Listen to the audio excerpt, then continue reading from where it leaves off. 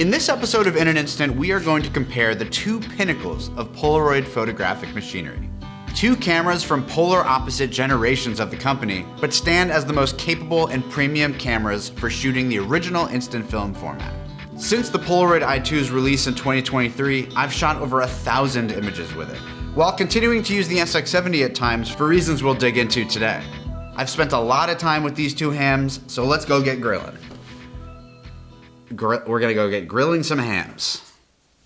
The kind of photography that would become part of the human being. Press a button and have the picture.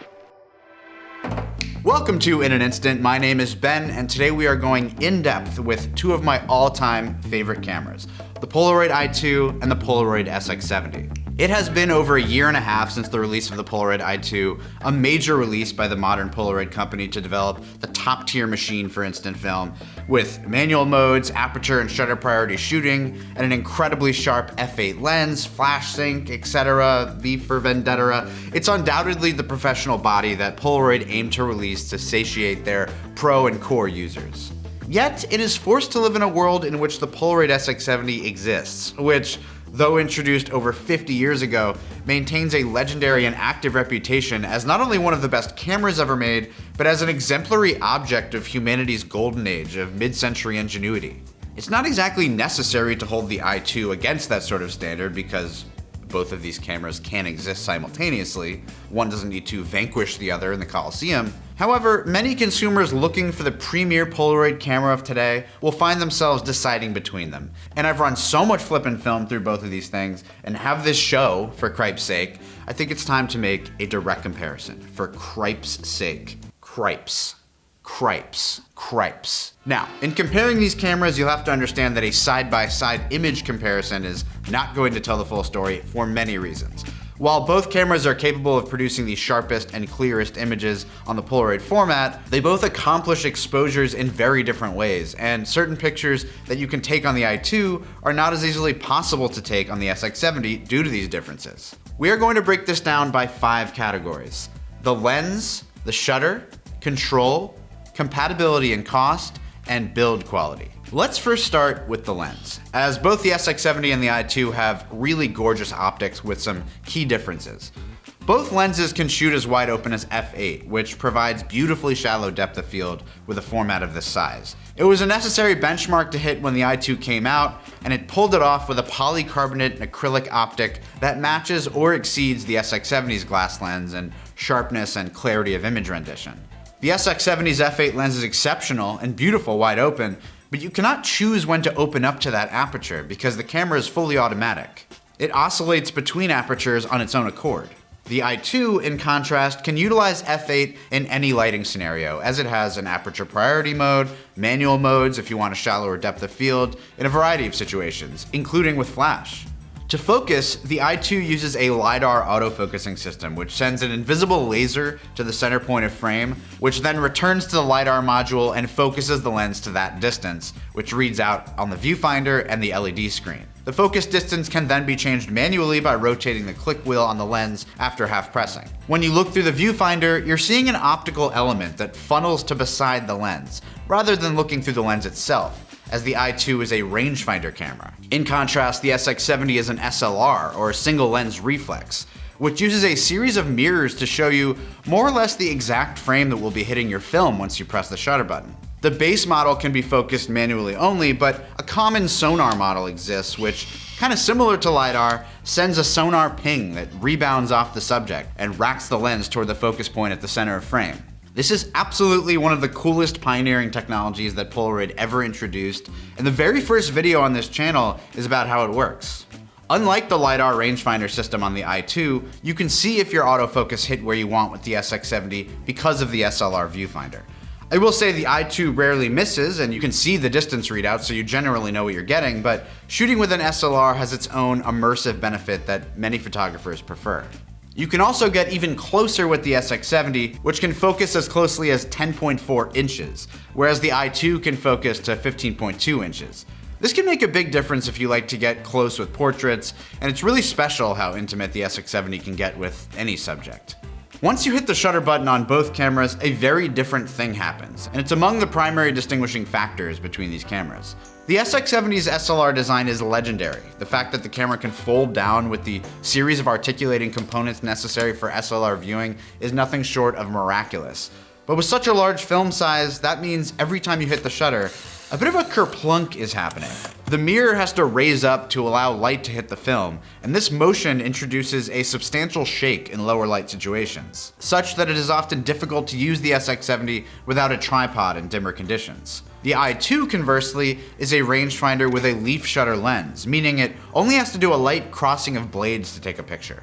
No shutter slap necessary. Once I realized what I could get away with on the I-2 without the shutter slap, it drastically expanded how I could use Polaroid in lower light. You can shoot at shutter speeds as slow as 1/6 handheld, which is completely wild and something I'm not used to. The Polaroid format doesn't really have the resolving power to reveal a certain amount of camera micro shake, so you can pull off much slower shutter speeds than you could on other cameras. The I-2 also has slow sync flash, which means it can meter for the ambient light of a room while also using flash as well, making this by far the best Polaroid camera to use with flash. The SX-70 has a series of available flash bars, from OG bulbs to Mint cameras, modern flash, but the SX-70 stops down automatically when flash is triggered, and unless you're up against a wall, you can end up with a lot of jet black backgrounds. The I-2 actually gives you a balanced scene, and has evolved my interest of when to use flash at all, and what unexpected scenarios it can now excel in, and seeing Polaroid film at its technical best, when exposure is just very balanced.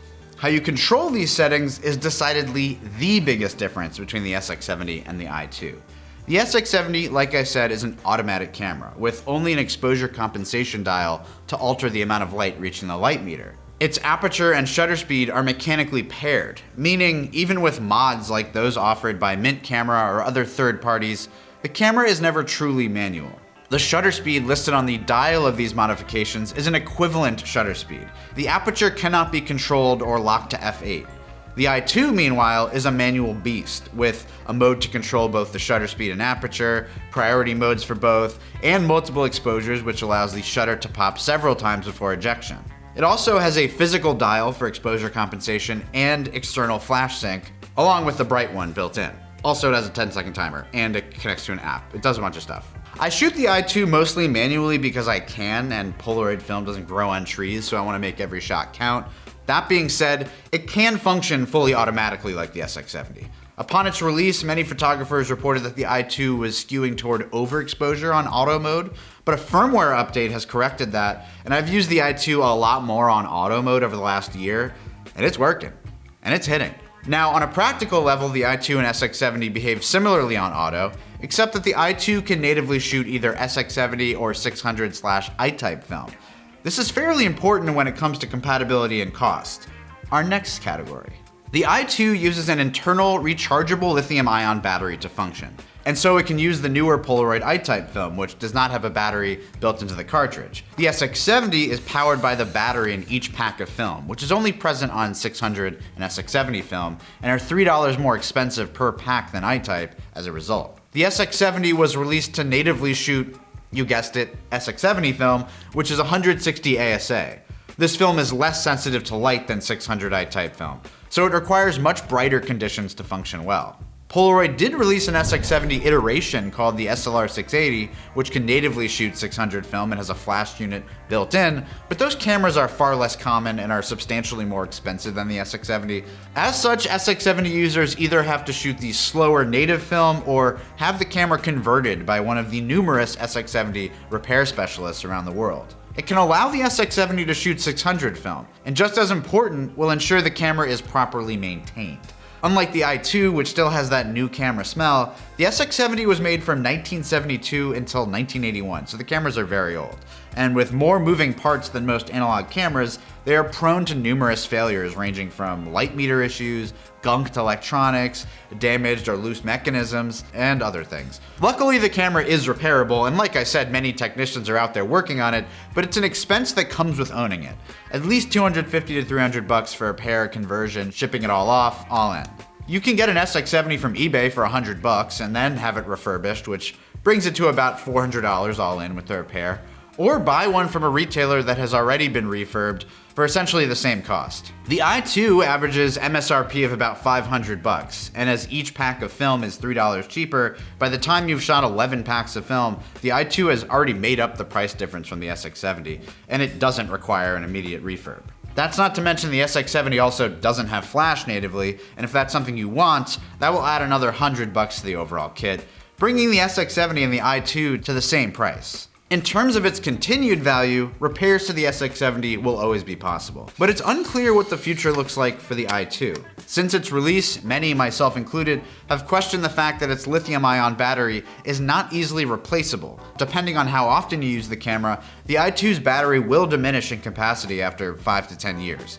For reference, the Polaroid Original's One Step 2 was released 7 years ago with internal batteries, and models are still working fine, but it brings about an inevitable question of what happens when they start to fail. Polaroid has released replacement batteries and parts for independent technicians to offer as a repair service, so that should secure the future of the i2. Both the i2 and SX-70s are mostly plastic cameras in their outer construction. The shiny models of the SX-70 are chrome plated, so they're pretty friggin' metal, but overall the i2 and SX-70 are not cameras I would bang around too much. The SX-70's folding design makes it unthinkably portable, as it can occupy the slightest slivers of any bag or even a jacket pocket, and it's one of the biggest conveniences of the camera. The i2 is modeled after the later Polaroid one-step design, so it certainly squares up and makes itself more known spatially.